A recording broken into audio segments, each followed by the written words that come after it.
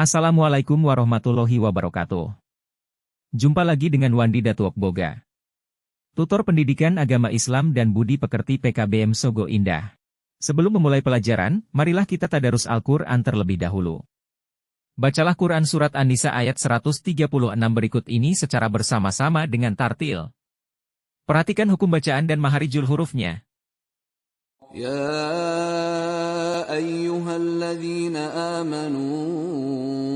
آمنوا بالله ورسوله والكتاب الذي نزل على رسوله والكتاب الذي أنزل من قبل ومن يكفر بالله وملائكته وكتبه ورسله واليوم الآخر فقد ضل ضلالا بعيدا. Terjemahan Quran Surat An-Nisa ayat 136. Wahai orang-orang yang beriman, tetaplah beriman kepada Allah dan Rasul-Nya, dan kepada kitab yang Allah turunkan kepada Rasul-Nya, serta kitab yang Allah turunkan sebelumnya. Perhatikan dengan cermat dan teliti kisah inspiratif berikut ini. Lalu simpulkan dan tuliskan di buku kalian, hikmah apakah yang bisa dipetik dari kisah tersebut? Kaitkanlah hikmah dari kisah tersebut dengan pengalaman hidup yang kalian alami.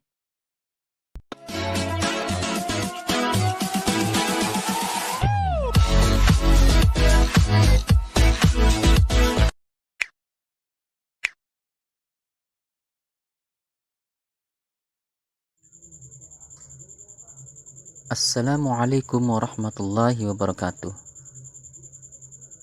Manisnya iman sang panglima. Al-Kisah dalam peristiwa pembebasan negeri Syam, tersebutlah seorang panglima perang yang bernama Abdullah bin Hudzafah radhiyallahu anhu. Misi penting yang harus diemban olehnya adalah memerangi penduduk Kaisaria, sebuah kota benteng pertahanan di Palestina, tepatnya di tepi Laut Tengah.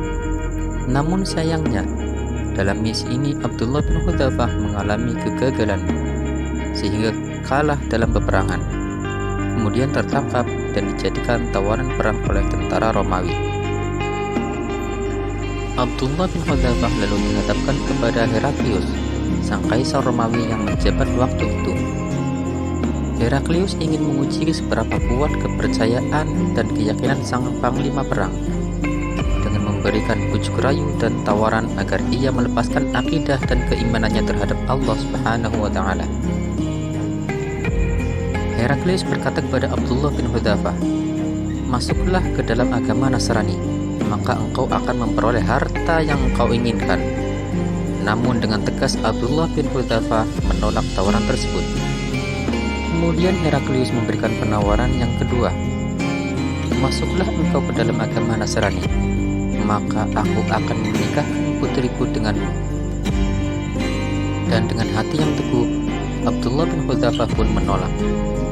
Heraklius kembali memberikan penawaran yang ketiga dengan tawaran yang lebih menggiurkan, "Masuklah ke dalam agama Nasrani, maka aku akan memberimu jabatan penting di negeri ini." Tetap dengan pendiriannya, Abdullah bin Hudzafah menolak tawaran Kaisar Heraklius. Nampaknya Heraklius menyadari bahwa ia sedang berhadapan dengan bukan sembarang orang. Maka ia pun memberikan penawaran keempat, "Masuklah ke dalam agama Nasrani, maka aku akan memberikan separuh kerajaanku dan separuh hartaku." Dan pada tawaran keempat ini, Abdullah bin Hudzafah pun memberikan jawaban yang telak, "Meskipun engkau memberikan semua harta yang engkau miliki dan semua harta orang Arab, aku tidak akan pernah meninggalkan agama yang diajarkan oleh Muhammad sallallahu alaihi wasallam." Merasa gagal melakukan negosiasi dan penawaran kepada tawarannya, Heraklius pun marah dan semakin menekan Abdullah bin Hudzafah dengan cara menambah siksaan, ancaman, dan menganiayanya. Heraklius pun mengancam dengan mengatakan, "Kalau demikian saya akan membunuhmu." Dan Abdullah bin Hudzafah menjawab, "Silahkan, aku tidak takut." Lalu ia pun dijebloskan ke dalam penjara dengan siksaan yang begitu menyakitkan. Ia tidak diberi makan dan minum selama 3 hari 3 malam. Pada hari keempat, ia disuguhi arak dan daging babi. Namun ia tetap berpendirian kokoh, enggan memakan makanan dan minuman tersebut sampai berhari-hari, hingga ia hampir mati, sampai tiba saatnya ia hendak dieksekusi. Heraklius pun bertanya kepada Abdullah bin Hudzafah, "Apa yang membuatmu menolak memakan daging babi dan meminum arak, sedangkan engkau hampir mati kelaparan?" Ia menjawab, "Ketahuilah Kaisar, dalam kondisi darurat memang diperbolehkan saya memakan dan meminum barang yang haram. Tetapi saya tetap menolak melakukannya, karena saya tidak ingin engkau dan pengikutmu bersorak melihat kemalangan Islam agama saya."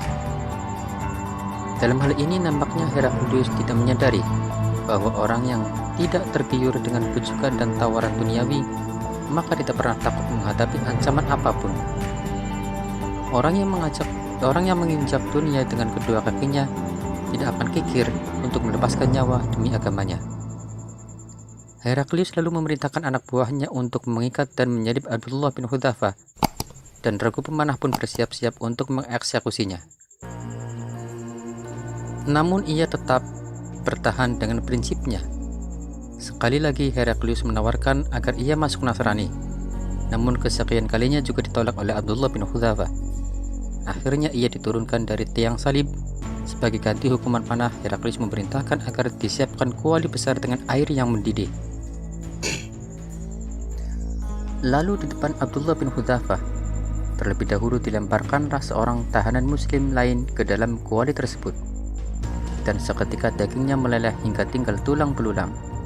Selanjutnya Heraklius memerintahkan agar berikutnya yang dilemparkan adalah Abdullah bin Hudzafah. Pada saat tubuhnya sedang dipegang oleh anak buah Heraklius itulah Abdullah bin Hudzafah menangis.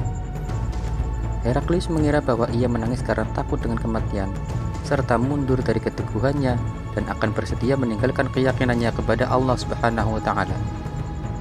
Lalu Heraklius menawarkan sekali lagi kepada Abdullah bin Hudzafah untuk masuk ke agama Nasrani, tetapi ternyata masih ditolak juga olehnya. Heraklius pun penasaran dan menanyakan, "Lalu kenapa engkau menangis?" Dan Abdullah bin Hudzafah pun memberikan jawaban yang menakjubkan, sehingga menetapkan kegagalan, kelemahan, dan kekalahan Heraklius. "Saya menangis karena saya hanya memiliki jiwa sebanyak rambut saya, sehingga tidak banyak yang bisa saya korbankan untuk menebus agama saya, meskipun semuanya mati di jalan Allah Subhanahu wa Ta'ala." Akhirnya Heraklius pun menyerah dan mengakui kekalahannya terhadap Abdullah bin Hudzafah. Lantas ia pun memberikan penawaran terakhir sebagai bentuk kekalahannya. Demi menjaga martabatnya, Heraklius berkata, "Abdullah, maukah engkau mengancam kepalaku? Aku akan melepaskan dan membebaskanmu."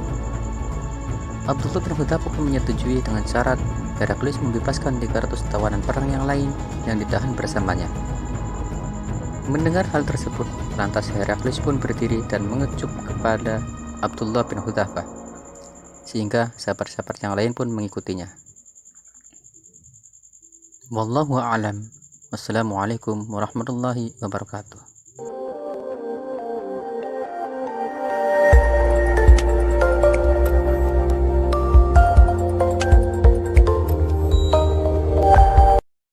Simak baik-baik hadits berikut.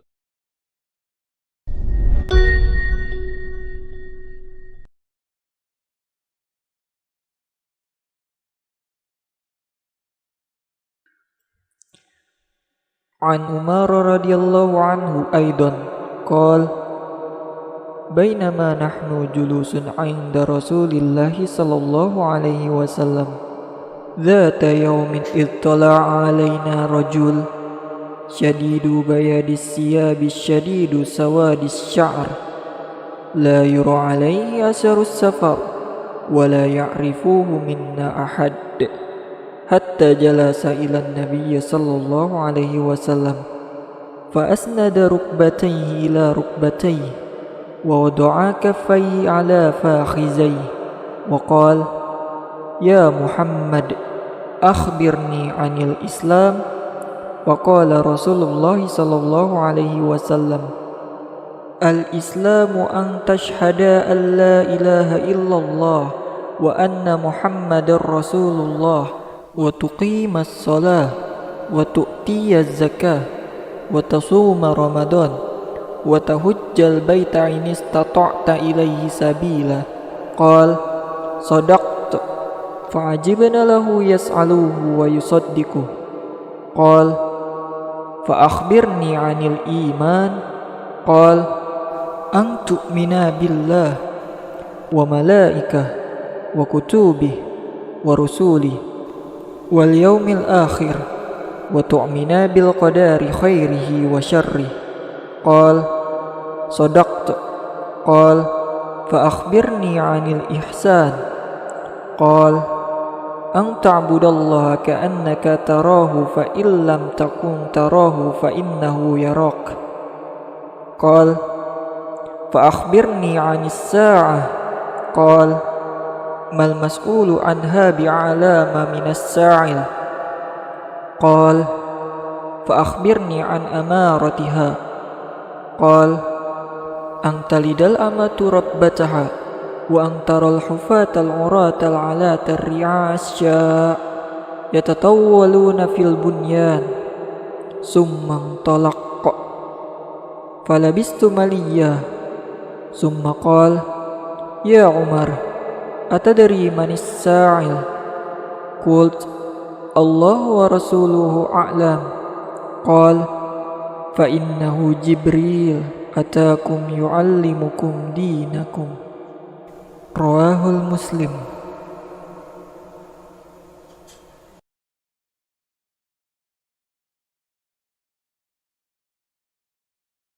Jawablah pertanyaan berikut ini. Pertanyaan pertama. Mengapa antara iman, Islam dan ihsan saling berhubungan? Pertanyaan kedua. Mengapa kedudukan iman lebih tinggi daripada Islam? Jelaskan.